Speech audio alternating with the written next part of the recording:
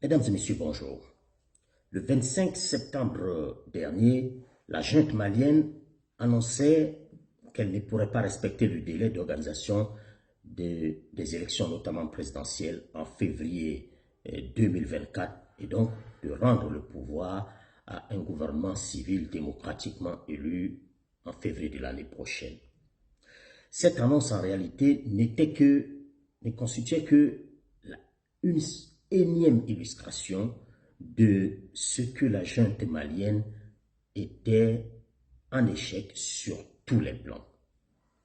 Sur le plan sécuritaire d'abord, le convoi de plus de 100 véhicules parti de Gao le 2 octobre dernier pour rallier la ville de Kidal n'a pu parcourir qu'à peine 200 km en un mois. Ça fait un peu plus d'un mois. Dans la même situation, un convoi de l'aménagement est parti de Kidal pour faire le même chemin et dans les mêmes conditions, et il a pu rallier les deux localités en une semaine. Voilà une preuve, s'il en faut encore, de ce que l'armée malienne, notamment l'armée constituée par la junte malienne et les mercenaires de Wagner, n'arrivent pas à assurer la sécurité des populations maliennes. En réalité, au-delà des raisons fallacieuses qui ont été avancées par la junte malienne pour expliquer et justifier donc l'impossibilité par elle d'organiser l'élection dans le délai qui était celui qu'ils avaient eux-mêmes annoncé à la population, au peuple malien, de même qu'à la communauté internationale, au-delà donc de ces raisons propagandistes avancées, il y a au moins deux raisons objectives qui font que les Maliens, les autorités maliennes ne peuvent en réalité pas organiser les élections l'année prochaine, dans quelques mois, c'est-à-dire en février.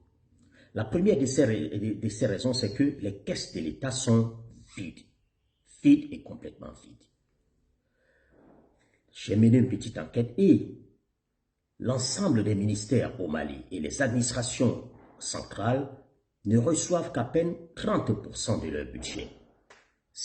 On est face à des situations où des préfets et même certains sous-préfets n'arrivent même pas à couvrir leurs besoins en carburant et sont donc réduits à se débrouiller pour acheter du carburant.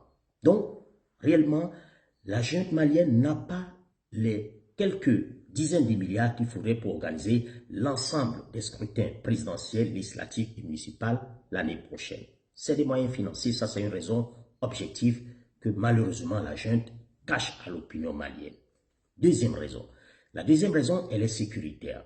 Et aujourd'hui, selon l'ensemble des observateurs, et même certains officiels maliens dans leur intimité le reconnaissent, l'État incarné par la junte malienne aujourd'hui n'arrive à assurer son autorité que sur au maximum 30% du territoire national. Alors, organiser des élections dans ce contexte-là signifierait que on accepterait de priver entre 60 et 70% de la population malienne de son droit à choisir ses dirigeants, ce qui serait inacceptable. Donc voilà deux raisons objectives qui font que tout simplement on ne peut pas organiser des élections au Mali l'année prochaine. Alors qu'est-ce qu'on fait? C'est ça la question, la véritable question. Qu'est-ce qu'on fait? Ce qu'on fait en réalité, c'est que la CEDEAO devrait reprendre totalement en main le dossier malien. En quoi faisant? Dans un premier temps, en amenant les Maliens à désigner un premier ministre doté de plein pouvoir. Assimi Goïta resterait président d'une transition, mais simplement dans un rôle de président sans pouvoir intervenir dans la gestion des affaires de l'État. Un premier ministre serait nommé avec des pleins pouvoirs et ce premier ministre pourrait procéder à des nominations civiles et militaires. La première chose que ce premier ministre ferait, ce serait la formation d'un gouvernement d'union nationale en vue d'organiser des élections inclusives. J'insiste sur le mot des élections inclusives parce que la junte voulait organiser des élections dans lesquelles elle pourrait exclure certains Maliens. Il n'en est pas question dans la vision de la CEDEAO. On organiserait des élections inclusives.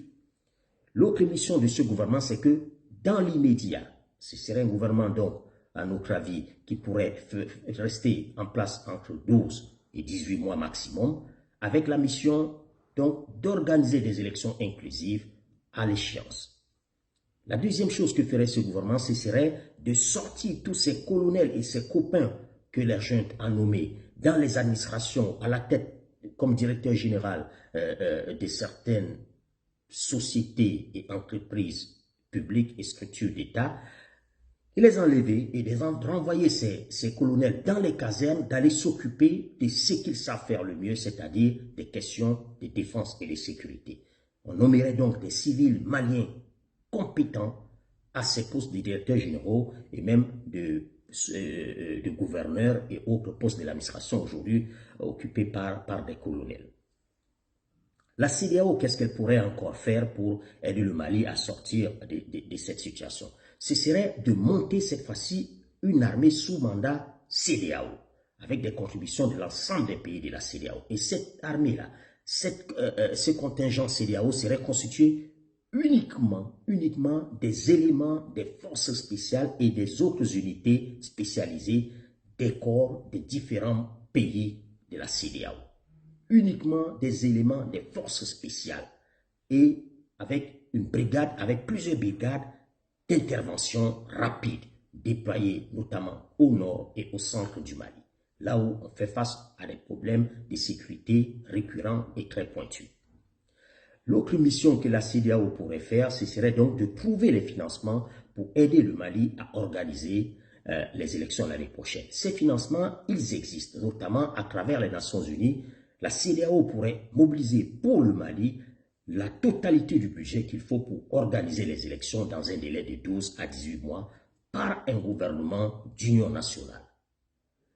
Voilà donc, mesdames et messieurs, les quelques réflexions que je voulais partager avec vous aujourd'hui, au moment où on s'interroge beaucoup sur les solutions et sur ce qui pourrait être l'avenir du Mali pour éviter que ce pays ne fasse preuve à des sanctions encore plus lourdes de la CEDEAO, notamment des sanctions du type du Niger. Ces sanctions, on le sait, qui sont totales, sont en train aujourd'hui de mettre le Niger totalement à genoux, avec la junte qui est réduite à arrêter régulièrement le directeur du bureau national de la BCAO, mais ce monsieur ne peut pas faire quelque chose dont il n'a pas les moyens. Donc, pour éviter au Mali ces sanctions très très fortes, c'est-à-dire c'est un blocus général qui se bat sur le Niger en ce moment, financier, économique, sur tous les plans, pour éviter cela au Mali. Voilà, en quelque sorte, quelques réflexions que je voulais partager avec vous, en espérant que, comme on me l'a fait comprendre, certains experts et responsables de la CEDEAO nous écoutent et pourraient peut-être y trouver de la matière à réflexion pour aider le Mali à avancer.